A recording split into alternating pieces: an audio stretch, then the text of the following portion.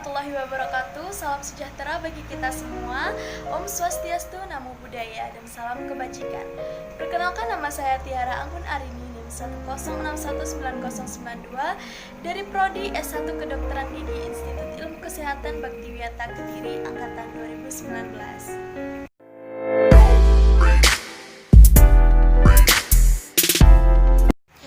Nah, untuk video yang pertama, kita akan membahas tentang nematoda.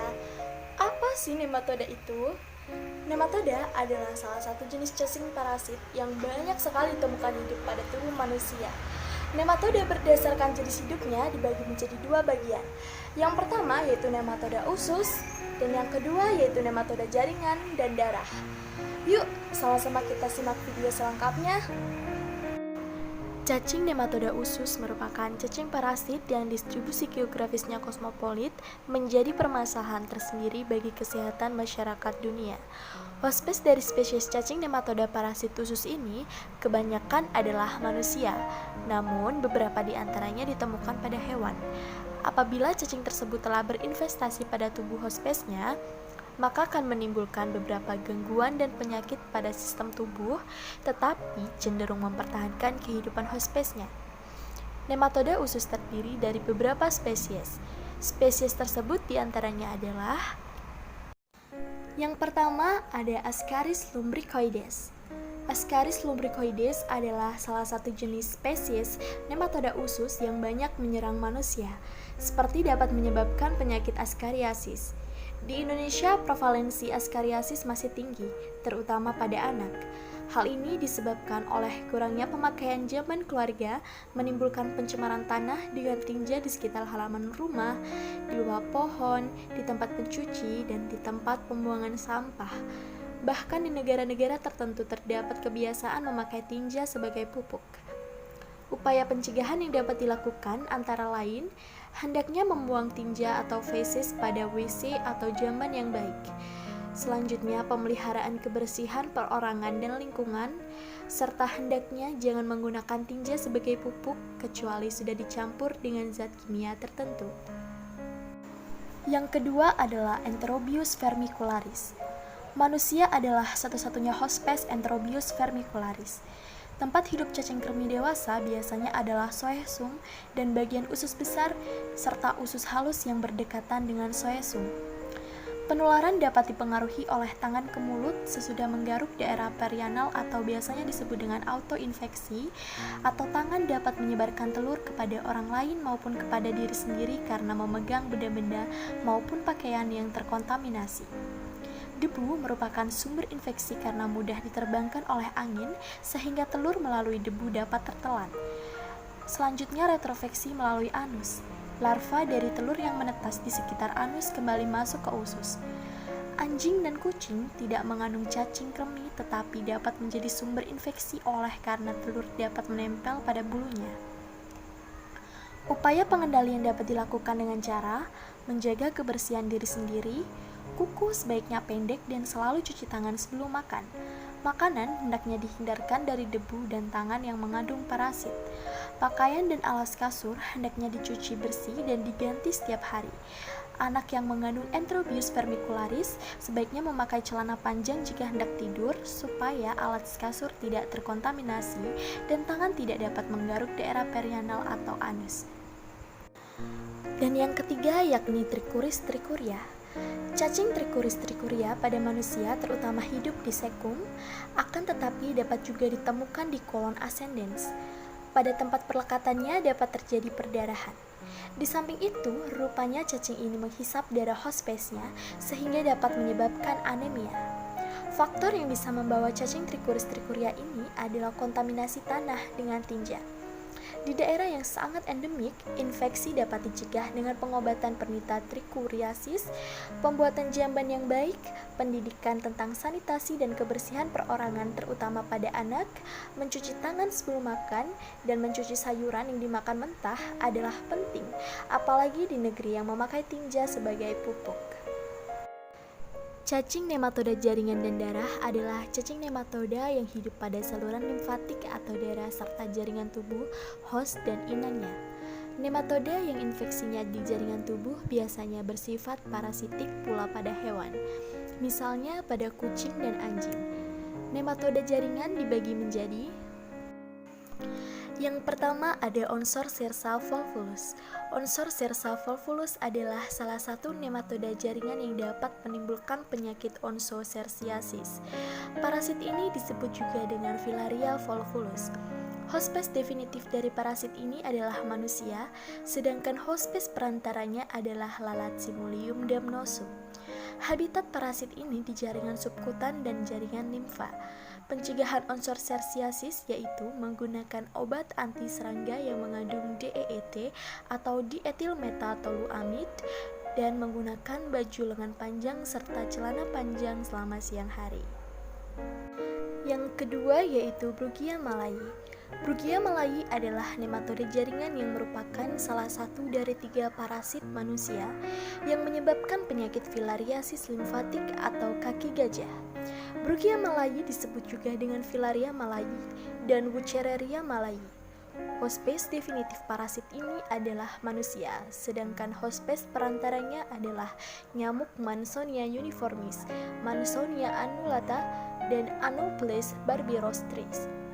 Upaya pencegahan yang bisa dilakukan yaitu menaburkan bubuk larvasida pada tempat penampungan air yang sulit dibersihkan, menggunakan obat nyamuk atau anti nyamuk, menggunakan kelambu saat tidur, memelihara ikan pemangsa jentik nyamuk, menanam tanaman pengusir nyamuk, mengatur cahaya dan ventilasi dalam rumah, menghindari kebiasaan menggantung pakaian di dalam rumah yang bisa menjadi tempat istirahat nyamuk.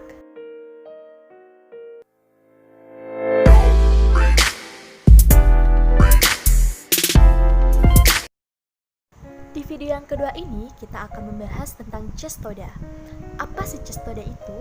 Cestoda atau Cestoidea adalah nama yang diberikan untuk kelas cacing pipih parasit dari filum Platyhelminthes, atau biasanya dikenal sebagai cacing pita.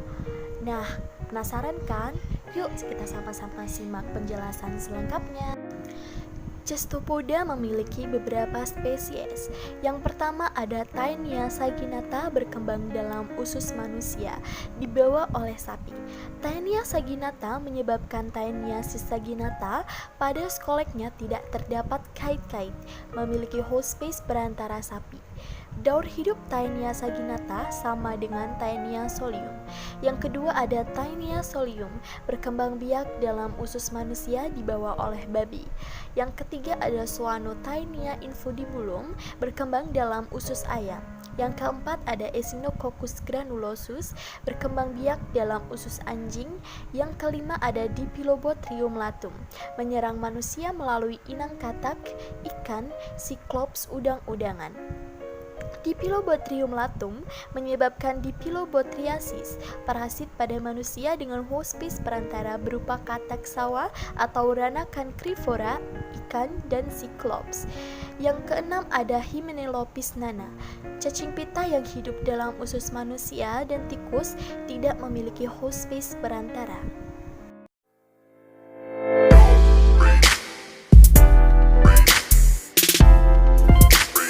Yang ketiga, kita akan membahas protozoa. Protozoa berasal dari bahasa Yunani yaitu proto yang berarti pertama dan zoa yang berarti hewan. Protozoa merupakan jenis protista yang menyerupai hewan. Sifat umum protozoa adalah uniseluler, heterotrofik, dan merupakan cikal bakal hewan yang lebih kompleks. Yuk sama-sama kita simak penjelasan selengkapnya. Di sini kita akan membahas tentang bahaya protozoa dalam tubuh. Pada protozoa terdapat jenis yang dapat berbahaya bagi tubuh karena memicu terjadinya penyakit yang terbilang fatal. Bahaya protozoa dalam tubuh bisa terlihat dari jenis protozoa yang masuk dan menginfeksi tubuh seperti yang pertama, protozoa mulut. Entamuba gingivalis hidup di rongga mulut, celah-celah gigi atau gusi manusia yang dapat menyebabkan penyakit pada gusi. Yang kedua, protozoa usus. Parasit masuk ke dalam tubuh manusia melalui makanan yang mengandung kista entamuba karena tercemar kotoran. Contoh parasitnya yaitu yang pertama, Entamuba histolytica, merupakan parasit dalam usus manusia dan menyebabkan penyakit disentri. Disentri merupakan penyakit pada gangguan pencernaan yang ditandai dengan peradangan usus besar. Yang kedua ada Balantidium coli, merupakan parasit dalam usus besar manusia dan dapat menyebabkan diare. Yang ketiga yaitu Protozoa vagina. Contoh parasitnya ada Rhizomonas vaginalis, yaitu penyebab penyakit pada alat kelamin wanita, tetapi bisa juga terjadi pada saluran kelamin pria.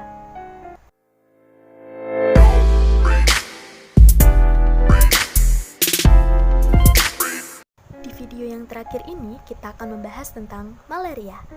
Tentunya kalian sudah mengetahui malaria secara umum ya. Malaria adalah penyakit menular yang disebabkan oleh parasit Plasmodium. Penyakit ini menyebar lewat gigitan nyamuk yang terinfeksi parasit. Jika tidak ditangani dengan cepat dan tepat, dapat menimbulkan komplikasi berat yang dapat berujung pada kematian. Infeksi malaria dapat terjadi hanya dengan satu gigitan nyamuk saja. Penyakit ini tidak menular secara langsung dari individu satu ke individu yang lainnya. Penularan dapat terjadi apabila ada kontak dengan darah penderita, misalnya seorang ibu hamil menularkan kepada janin yang dikandungnya. Pencegahan malaria.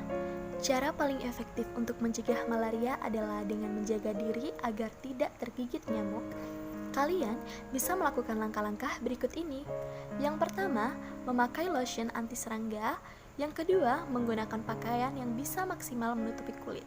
Yang ketiga, membersihkan bak mandi dan mencampurkan obat untuk membasmi jentik nyamuk. Yang keempat, menjaga kebersihan dan menyingkirkan genangan air yang berpotensi menjadi sarang nyamuk. Yang kelima, memakai kelambu di kamar tidur. Yang keenam, memasang jaring penutup di pintu dan jendela. Ketujuh, memakai obat nyamuk secara teratur.